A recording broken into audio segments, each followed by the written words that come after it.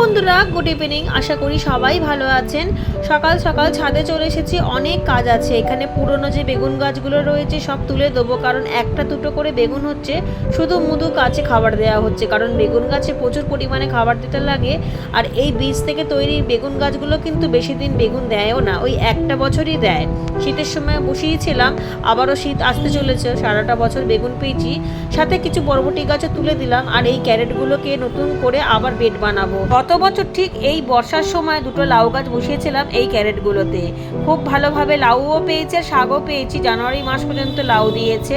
তারপর ওই মাটির মধ্যেই আমি শাকের দানা দিয়েছিলাম, সেখান থেকেই শাক গাছ হয়েছিল, কলমি শাক আর একটাতে পাট শাক। এবছর তাই আবারও নতুন করে বেডটা বানাচ্ছি। নিচে আবার প্লাস্টিক বিছিয়ে দিয়েছি ফুটো করে, আর কাটাই ছাটাই করা বেগুন গাছ আর বরবটি গাছগুলো নিচে অনেকটা পরিমাণে দিয়ে, এখানে যে কাঠের ভুসি দিয়ে করেছিলাম গত বছর, সেই কাঠের ভুসির সাথে গোবর সার মিশিয়ে কিন্তু দিয়ে দিয়েছি।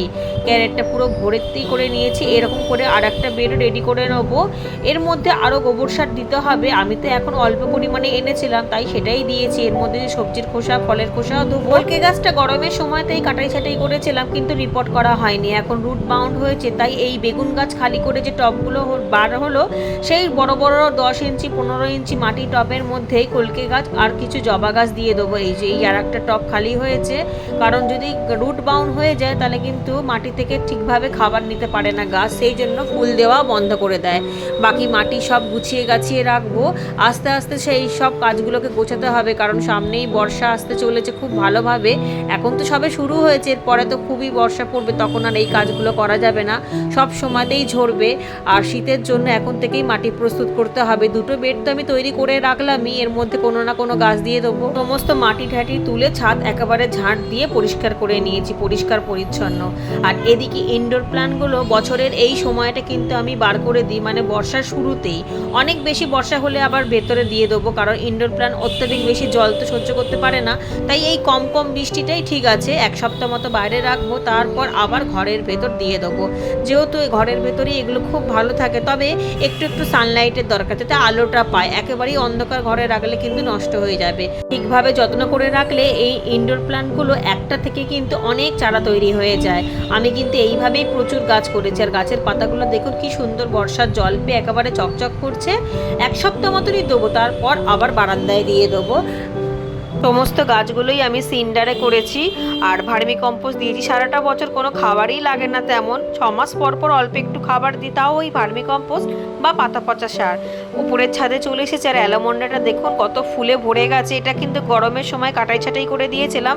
এখনও পর্যন্ত এই অ্যালোমন্ডাতে কোনো রকম কোনো খাবার দিইনি, কারণ অ্যালোমন্ডা হোক আর যে কোনো ফুল গাছে ফুল না এলে খাবার দেওয়া ঠিক না। খাবার দিলে কিন্তু গাছ বাড়বে, পাতা বাড়বে, কিন্তু ফুল আসবে না। ওই জন্য খাবারের ঘাটতি হলেই কিন্তু কুড়ি চলে আসার, যখনই কুড়ি চলে আসবে, ফুল ফুটতে শুরু করবে, তখনই কিন্তু যে কোনো সার দিতে হবে, না হলে ফুল আসবে না, ফুল আসা বন্ধ হয়ে যাবে, ফুলের সাইজও ছোট হয়ে যাবে। এদিকে জবা গাছগুলোও তাই। সমস্ত গাছে যদি খাবারের চাহিদাগুলো ঠিক ঠিক করে মেটানো হয়, তাহলে কিন্তু সারাটা বছর ফুল ফুটবে। আর যেহেতু ফুল গাছের চাহিদা অনেকটাই বেশি সবজি গাছের তুলনাতে, ফল গাছের তুলনায়, তাই এই দিকগুলো খুব ভালোভাবে লক্ষ্য রাখতে হবে যে খাবারের ঘাটতি দেওয়া যাবে না। বিশেষ করে ফুল গাছে তো নয়ই, আর সবজি গাছে তো যে কোনো খাবার দেওয়া যায়, কিন্তু ফুল গাছে যে কোনো খাবার দেওয়া যায় না। আর এদিকে দেখুন কাঁকড়িগুলো কত সুন্দর হয়েছে। আমি কিন্তু বেশ অনেক কাঁকড়ি পাচ্ছি, যেহেতু অনেক জায়গায় গাছগুলো করেছি। ক্যারেটে ক্যারেটে, কোথাও কোথাও গ্রো ব্যাগে করেছি, বস্তায় করেছি। আর যেই বস্তাগুলো খালি হয়ে যাবে, সেই বস্তাগুলোকে এ পাশে রাখছি, কারণ এই বস্তাগুলোর মাটিগুলোকেও আবার নতুন করে তৈরি করতে হবে। আমি কিন্তু কোনো সময়তেই পুরনো গ্রো ব্যাগের মাটির মধ্যে যে কোনো গাছ বসিয়ে দিই না, কারণ এতে গাছ নষ্ট হয়ে যাবার সম্ভাবনাটা বেশি থাকে। হয়তো ফাঙ্গাস লেগে থাকবে বা মিলিবাগ লেগে থাকলে সেটা ধরা পড়ে যাবে, তখন সেটা চিকিৎসা করেই কিন্তু আবার নতুন করে গাছ বসাই। একটা পরিমাণে সবেদা গাছেও আমি কিন্তু গোবর সার দিলাম, সাথে একটু কলমি শাক হয়েছিল গোড়াতে, সেটাও তুলে দিলাম। কিছু কিছু ফুল গাছে তো আবার অনেক বেশি খাবার লাগে, যেমন এই জবা ফুলগুলোতে এখন গোবর সার দেবো, আবার 7 দিন পর তরল সার বা এরকম সলিড সার যে কোনো একটা দিলেই হবে। সেটা ঘরোয়া সার হলেও চলবে, কারণ জবা গাছে একটুখানি যদি খাবার খাবারের ঘাটতি হয় তাহলে ফুল একেবারেই ছোট ছোট হবে আর অনেক কুড়ি আসবে না। আর অন্যান্য ফুল গাছে তাও মোটামুটি 15 দিন বা 20 দিন বা 1 মাস পর পর খাবার দিলেও হয়ে যায়। দিকে সমস্ত গাছের তো গোবর সার দেওয়া হয়ে গেছে। আর এইদিকে ড্রামের মধ্যে একটা কাঁকড়ির চারা দিয়েছিলাম, সেটা বড় হয়ে কাঁকড়ি হতে শুরু করেছে। দুপাশ দিয়ে দুটো হয়েছে, একটা এই পাশে হয়েছে আর একটা ওই পাশে হয়েছে, আমি নিচে যাবার সময় দেখাবো। তো এই গাছগুলোতে একটু খাবার দেওয়া দরকার, যত বেশি খাবার দেবেন তত ভালোই কাঁকড়ি হবে। সাইজটাও কিন্তু মোটামুটি বেশ ভালোই হয়েছে। আর এই কাঁকড়ি কিন্তু শসার থেকেও খেতে খুব ভালো লাগে, আমার তো ভীষণই ভালো লাগে। আর এই দেখুন কলমি শাকগুলো তুলেছিলাম, আর আগে যে কাঁকড়িটা তুলেছিলাম সেটা এটা হচ্ছে বড় ছাদের কাঁকড়িটা। আর ড্রামেরটা থাকুক, ওটা কদিন পর তুলবো। আর এই দিকে দেখুন গ্রো ব্যাগের মধ্যে দানা ছড়িয়ে দিয়েছিলাম বেগুনের, সেখান থেকেই অনেক চারা তুলে তুলে আমি অনেক জায়গায় বসিয়েছি। আর এখানে একটা রয়ে গেছে, এটা কদিন পর তুলে বসাবো। কিছুটা ফুল তুলে নেবো ঠাকুরের, আর ফুল তো বাগান ভরে হচ্ছে।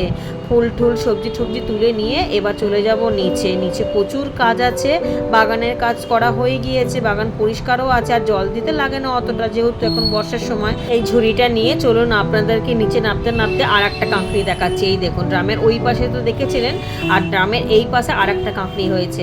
এখনো তোলার মতো হয়নি, আর 2-1 দিন পর তুলবো, কারণ এটা আরও লম্বা হবে। সবাই খুব ভালো থাকবেন, সুস্থ থাকবেন, আর ভিডিওটা ভালো লাগলে লাইক